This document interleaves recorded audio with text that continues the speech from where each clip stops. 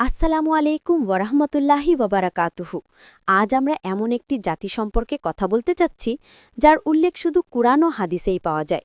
এমন একটি বিপজ্জনক জাতি যারা আজও পৃথিবীর কোনো এক কোণে বন্দী আছে, কিন্তু একদিন তাদের মুক্তির সময়ও আসবে। সেদিন মানবতা কেঁপে উঠবে, পৃথিবী চিৎকার করে উঠবে, আর ফাসাদ তার চূড়ান্ত পর্যায়ে পৌঁছাবে। এরা হবে ইয়াজুজ ও মাজুজ, যাদের সংখ্যা এতটাই বেশি হবে যে পানি পর্যন্ত শুকিয়ে যাবে। এরা কারা, কোথায় আছে এবং কখন আসবে? আজকের এই ভিডিওতে আমরা এই সমস্ত প্রশ্নের উত্তর জানব। এমন এক সময় আসবে যখন মানবতা এক অদ্ভুত ও ভয়ঙ্কর মোড়ে দাঁড়িয়ে থাকবে, যেখানে জুলুম ও ধ্বংসের এক শয়লাব আসবে। আর সেই সময় বেরিয়ে আসবে সেই দুটি ভয়ানক জাতি, ইয়াজুজ ও মাজুজ। তাদের নাম শুনলেই হৃদয় কেঁপে ওঠে। কিন্তু এরা কারা, কোথায় আছে এবং কখন বেরিয়ে আসবে? কুরআন ও হাদিসে কি এদের উল্লেখ আছে? আসুন আজকের এই ডকুমেন্টারিতে ইয়াজুজ ও মাজুজের সম্পূর্ণ সত্যতা জেনে নেই। ইয়াজুজ ও মাজুজ মানবজাতিরই বংশধর, কিন্তু তাদের স্বভাব মানুষের মতো নয়, বরং হিংস্র প্রাণীর মতো, রক্তপিপাসু, বুনোদের মতো। তাদের সংখ্যা এতটাই বেশি হবে যে যখন তারা পৃথিবীতে ছড়িয়ে পড়বে, তখন পানির প্রতিটি উৎস শুকিয়ে যাবে। প্রতিটি মানুষ, প্রাণী, পৃথিবী সবকিছু ধ্বংস করে দেবে। পবিত্র কুরআনের সূরা আল কাহফে তাদের উল্লেখ আছে, এবং হযরত মুহাম্মদ সাল্লাল্লাহু আলাইহি ওয়াসাল্লাম বেশ কয়েকটি হাদিসে তাদের সম্পর্কে বর্ণনা করেছেন। হযরত যুলকারনাইন আলাইহিস সালাম একজন সৎ ও ন্যায়পরায়ণ শাসক ছিলেন। তিনি পূর্ব ও পশ্চিমের সফরে বেরিয়েছিলেন। একসময় তিনি দুটি পাহাড়ের মাঝে পৌঁছালেন। সেখানকার জাতিগুলো ভয়ে কাঁপছিল। তারা বলল, হে যুলকারনাইন, ইয়াজুজ ও মাজুজ অনেক ফাসাদ করে। আপনি কি আমাদের ও তাদের মাঝে একটি দেয়াল তৈরি করতে পারেন? যুলকারনাইন আল্লাহর সাহায্যে লোহা ও তামার একটি মজবুত দেয়াল তৈরি করলেন, এতটাই মজবুত যে ইয়াজুজ ও মাজুজ আজও তা অতিক্রম করতে পারেনি। কুরআন বলে, যখন আমার রবের প্রতিশ্রুতি পূরণ হবে, তখন তিনি সেই দেয়ালকে ধুলোয় মিশিয়ে দেবেন। হ্যাঁ, ইয়াজুজ ও মাজুজ আজও জীবিত। তারা একটি বিশাল দেয়ালের পেছনে বন্দী আছে। প্রতিদিন তারা দেয়াল খড়ে, কিন্তু আল্লাহর ইচ্ছা ছাড়া তারা বাইরে বের হতে পারে না। কিছু ওলেমা ও গবেষকের মতে তারা সাইবেরিয়া বা ককেশাস পর্বতমালায় আছে।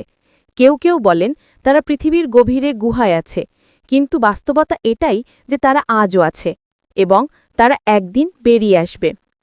কিয়ামতের পূর্বকার বড় নিদর্শনগুলোর মধ্যে ইয়াজুজ ও মাজুজের আগমন একটি বিশাল নিদর্শন। প্রথমে আসবেন ইমাম মাহদী, তারপর দাজ্জাল, তারপর হযরত ঈসা আলাইহিস সালাম আসমান থেকে অবতীর্ণ হবেন, আর তারপর ইয়াজুজ ও মাজুজ বেরিয়ে আসবে। তারা এত বেশি হবে যে পৃথিবীতে কিছুই অবশিষ্ট থাকবে না। তারা নদীর সমস্ত পানি পান করে ফেলবে, মানুষদের হত্যা করবে, শহরগুলোকে ধ্বংস করবে।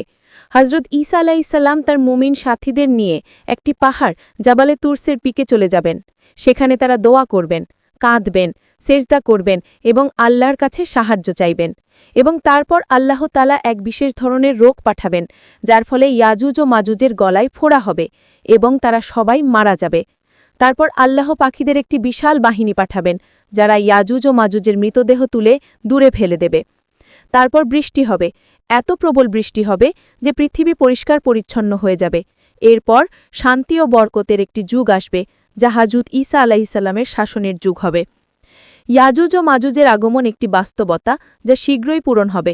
কুরআন ও হাদিস আমাদের বারবার এর প্রস্তুতির শিক্ষা দেয়।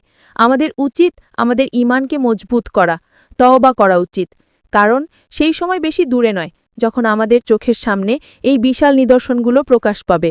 হে আল্লাহ, আমাদেরকে হেদায়েত ও ধৈর্য দান করুন। আমাদেরকে এই ফিতনাগুলো থেকে রক্ষা করুন। আমিন।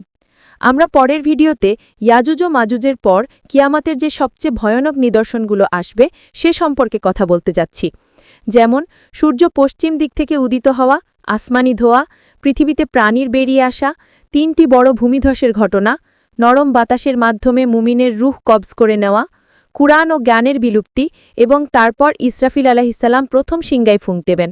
সবকিছু কেঁপে উঠবে, পাহাড় উড়ে যাবে, সমুদ্র উত্তাল হয়ে উঠবে, পৃথিবীর রং বদলে যাবে এবং প্রত্যেক মানুষ অজ্ঞান হয়ে পড়ে যাবে। তারপর দ্বিতীয় সিংহা বাজবে এবং সকল মানুষ হিসাব নিকাশের জন্য আবার জীবিত করা হবে। বন্ধুরা, ইয়াজুজ মাজুজের পর যা কিছু ঘটবে তা সমগ্র মানবজাতির জন্য শেষ সুযোগ হবে। এখনও সময় আছে, তওবা করুন, নামাজ কায়েম করুন এবং সত্যের পথে চলুন, কারণ যখন সূর্য উল্টো দিক থেকে উদিত হবে তখন কেউ ফিরে আসবে না।